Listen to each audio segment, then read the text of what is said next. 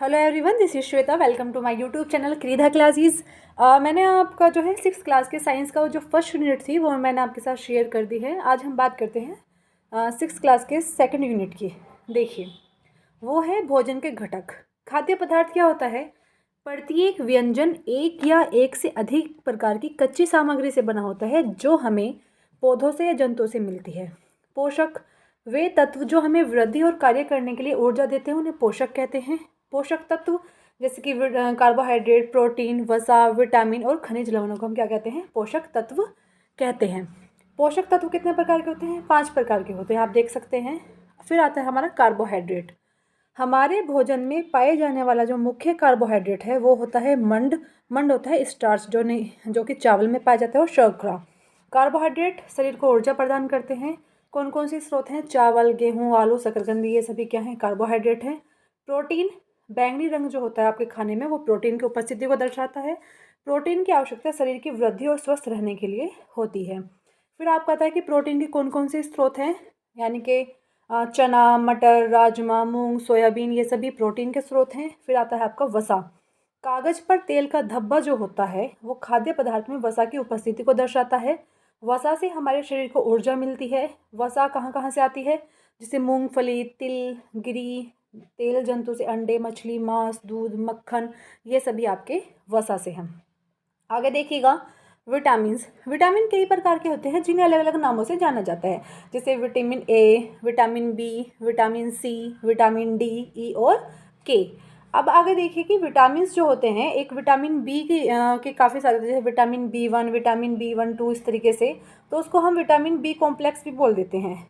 हमारे शरीर में अल्प मात्रा में आवश्यकता होती है। ये तो है नहीं कि आपने विटामिन खा लिया बाकी का सभी रहने दिया, यानी कि हर एक जो आपका ये पोषक या पोषक तत्व जो होता है सभी की छोटी थोड़ी थोड़ी क्वांटिटी ही मतलब ज़रूरत से ही खाई जाती है।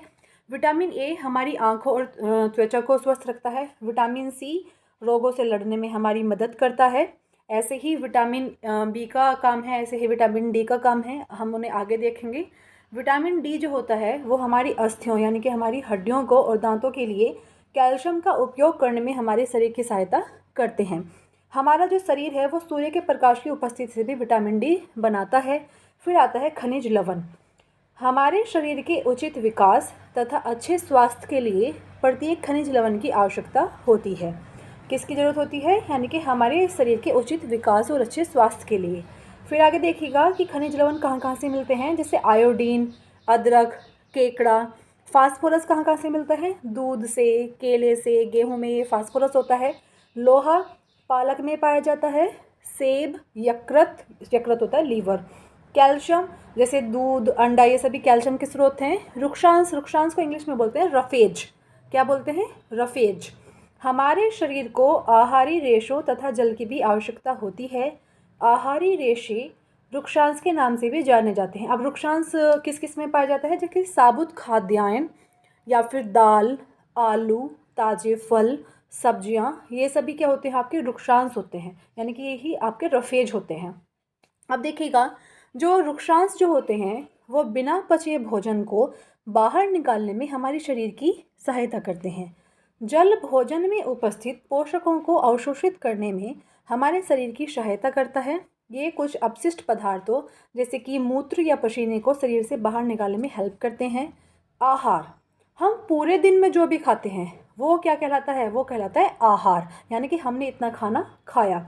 अब वो जो हमने खाना खाया वो हमारा संतुलित है या नहीं है, यानी कि जितने भी ये पोषक तत्व हैं इनकी सभी, अगर ये सभी पोषक तत्व उचित मात्रा में हैं तो हमारा जो आहार है वो संतुलित होता है।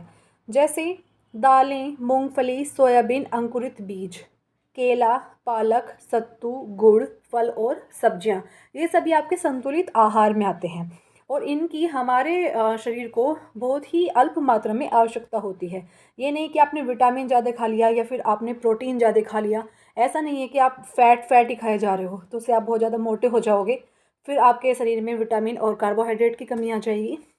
तो ऐसा नहीं है।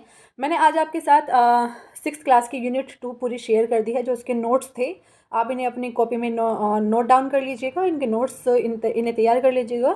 बाकी क्रीदा क्लासेस को आप लाइक, सब्सक्राइब और शेयर करना ना भूलें। Thank you.